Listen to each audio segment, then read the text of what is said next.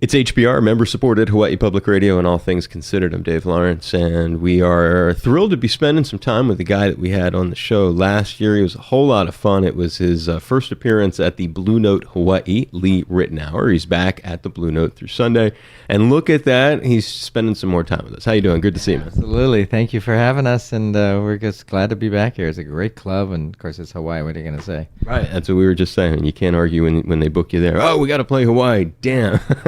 So this time around, give a little plug for who's in the band, and from what I understand, it includes a person with a special relationship to you, too. Yeah. My son, Wesley Ritenour, is playing drums. He's 24 now. He's been gigging with me a lot. He actually was at the Blue Note with me the first time that we played here. And so he's been around the world with me, literally, and doing a whole bunch of other stuff, too, so I'm really proud of him. He's playing great. And, you know, the interesting thing with drums is that your band is only as good as your drummer is. So I had the fortune and the good luck to work with some of the greatest drummers in the world. And, you know, Vinnie Colaiuta, Dave Weckl, Steve Gadd, Harvey Mason, all these fantastic legendary drummers, Sonny Emery, Will Kennedy, you know, the list goes on and on. Chris Coleman, and so... Big shoes for him to fill. So it was funny, you know, Wes grew up since he was 5 years old playing drums, and he was around all these people, and for the longest time, you know, I had offered him a gig, and he said, "No, Dad, I don't want to play in New York yet," you know, and I said, "What do you mean?" And no, you know, and he was very, you know, very serious about wanting to be ready, but he's been ready and playing incredible for a long time now. How long have you guys played together? When do you first have that moment where you're like, you know, this is something that you're developing here? Because I can imagine you want it to happen, but it's another thing when he begins to have chops, I guess. Well, you know, the thing about supporting family members when they're musicians and encourage them, that happens in, you know, a lot of families, just like it does with sports or music or any other thing that the kids are interested in. And Wes was interested in drums. Actually, when he was 5 years old, I asked him, I said, "So do you want to play a musical instrument?" He said, "Yeah, I want to."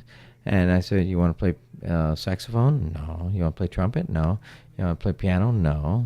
You want to play guitar?" And then he said, at 5, he said, "Why would I play guitar? You play guitar." And then I said, "What do you want to play?" He said, "Drums." And it's been drums ever since. So we have, you know, did as much as we could to support him, just like my parents did. But, you know, I never wanted to push him to do anything he didn't want to do. But he just fell in love with it. You know, once you get the disease of something, you know, you get the passion and the love for it. You know, there's no going backwards, and it doesn't matter who gets in the way. You know, and fortunately, he got the bug for music, and he's 24 hours music. So that's what can you say?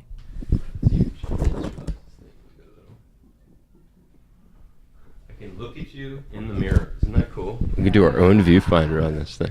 Well, I guess the reason, when I think about him, and I think about what you just said about not putting pressure on somebody, letting them evolve, and when they have that talent, you want them to turn into the person that they want to be. You don't want to force something on them.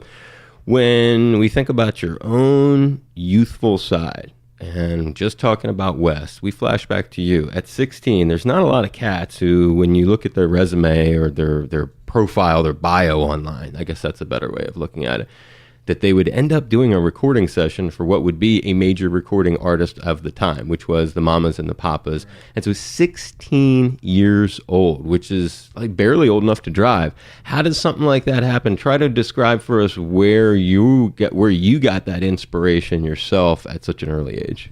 Well, I started playing when I was 8. By the time I was 12, I was totally immersed in it, totally serious, and told my dad I wanted to be a professional musician, whatever that meant, because we didn't know what that meant, because none of us in the family were professional musicians. And yet I said, I want to do this for my life. I loved it so much. And so they were very encouraging, very helpful. And back in those days, in the mid, you know, I'm an old dude now, so mid-60s, late 60s, there were... everybody was doing live gigs. You know, you could do weddings, you could do bar mitzvahs, parties, jam sessions, demos, church stuff. Because there was no computers, you know, for everybody, and there was no, you know, there was records, of course, but there was no really music that everybody needed live musicians. So I was immersed in jazz. I was immersed in rock because of the guitar, and both things were equally strong. Hendrix and Clapton and Beck were coming, and meanwhile Wes Montgomery and Kenny Burrell and Jim Hall and Joe Pass and Jim, all these Barney Kessel, all these great jazz guitarists were there, and then B.B. King was there on blues, and every field had Segovia was there on classical guitar. Just every field had an amazing guitarist. So I was immersed in all of that, and pretty soon this group came along, and they were older than me, but they had heard about me, and they said, you can play jazz and you can play rock. We want to, we're a jazz group, but we want to hire a singer and do rock. And so we did that, and somehow they got turned on to John Phillips from the Mamas and the Papas, and they said, John's going to produce our demo. So we went up to Bel Air in Los Angeles and Beverly Hills there, and it was right out of a storybook. It was this huge mansion, and John had a full-on studio upstairs in his second level, and we walk in, and it's this amazing studio, and we cut the demo for this group that I was in, and the demo really never went anywhere, but John said, man, you play pretty nice. You want to hang out tomorrow night and play again? And I said, what do you mean? He said, well, we're doing a session for my group. I said, you mean the Mamas and the Papas? And he said, yeah. He said, come on back tomorrow night. I said, so I came back, and sure enough, it was the Mamas and the Papas. And it was a young bass player at that time named Leland Sklar. Now, Leland Sklar went on to record and play bass on everybody's records and had a long career with James Taylor and Phil Collins, and then the drummer was Ed Green, who went on to record all the records for Barry White and Motown, and so those two guys were. I think I was 16 and they were probably 19 or 20, and so I looked for that record for years and years, thinking, oh, I'm going to be on a Mamas and Papas. But I heard later that John Phillips would record every other day, and he just recorded all this stuff, and maybe the record someday made it out. I don't really know, and but it was in the resume, and it was very cool. And later I had my own studio at my house starting in 1985, and ever since I was 16 and I saw John Phillips' studio, I said, someday I'm going to have a studio in my house. So in that way, it probably played a role. Oh, big time. Right. Influence, and you're like, I want one of these to have to mess around on. And I don't want to take too much of his time because he's got to get on there and do one more set. But one other one, because we started talking about your son, and you gave us such a background into this youthful thing, which is it's incredible and a lot of people, that's that early childhood development. Sometimes people have it. And real quick, how did you get it at 8? Who put the thing in your hand first at 8 that you said, like? Well, I think I for some reason I had this thing with the guitar when I was 5 or 6. I was getting a broomstick handle, putting a couple of nails, and stretching rubber bands. So the vibration of the string, somehow I liked that. Okay. And we in the family, in the Ritenour family, we had one other professional musician. He was a bugler in the Civil War, and we actually have papers on that. And my grandmother played piano, my dad played piano, and the family loved music, and so somehow it was in the blood, and fortunately I had parents that just were all about encouraging it, so that was very cool. No, that's huge. I mean, okay, that's what I figured. It had to be some kind of encouragement. Okay, final story also takes place as a teenager. You're backing Lena Horne and Tony Bennett at 18. So at 16, you've already heard this incredible story, the mansion, the studio that now makes him want to have his own studio. How do you end up with those cats? Well, and I recommend this when I'm giving advice to parents about their kids and to young musicians that are coming out of college.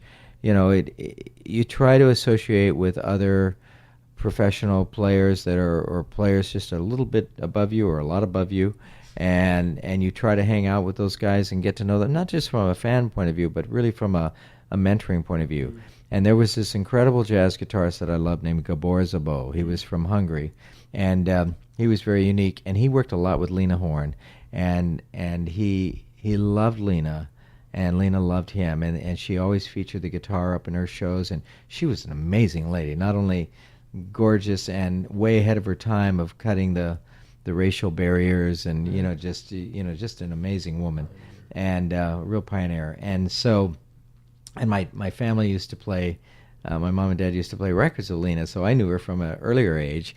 And the same thing kind of happened with me working with Peggy Lee when I was 18, And so Gabor couldn't do a gig, and I had been hanging out with him a little bit because I had met him at a club, and he befriended me, and I went up and played with him at his house, and somehow he recommended me, and he couldn't do the gig, and he showed me the book, and I got the gig, and it was at the Dorothy Chandler Pavilion, which was at the time the big theater downtown Los Angeles. It was an orchestra, and then, and it turned out to be with Lena and Tony Bennett, and what I didn't know was that she featured the guitar so much is that the guitar was sitting on I'm sitting on a stool, right pretty much next to Lena, and talking about some stress, but it's like every young musician who prepares gets eventually that break, and you just have to be ready in your schooling, in your studies, in your practicing, in your all the homework you've done to deliver enough not to get nervous. Not to say that I wasn't nervous that night, but whenever the guitar was in my hands, because I had spent a lifetime playing it, then I was ready, and I was going to make sure I delivered. How many tunes did Tony do with you guys? Oh, that's a good question. I don't remember, but I think he came out. I think it was almost half the show, because he and I got to meet him that night, and then later I recorded on his records, and he's still phenomenal. It's like, and when Sinatra said that Tony was his favorite singer, it's like there's no joke about that, because Tony's been healthy and gigging. He's like B.B. King, and I worked a lot with B.B., and those guys are talking about inspiration. Chick Corea, who's coming again to the Blue Note here, this guy is ridiculous. Those kind of guys, they tour until they drop. It's like it is in the genes with cats like that, huh? Especially Tony. Oh my God, he's something else. 'Cause I know what you're talking about. It's just like this guy is like Teflon. So. Oh, he's amazing. And so are you. It's Lee Ritenour, and we have plenty of stories for the next visit. So we're going real slow into your catalog of stuff. Hope you had fun. Thanks for doing this. We'll do that. Thank you, buddy.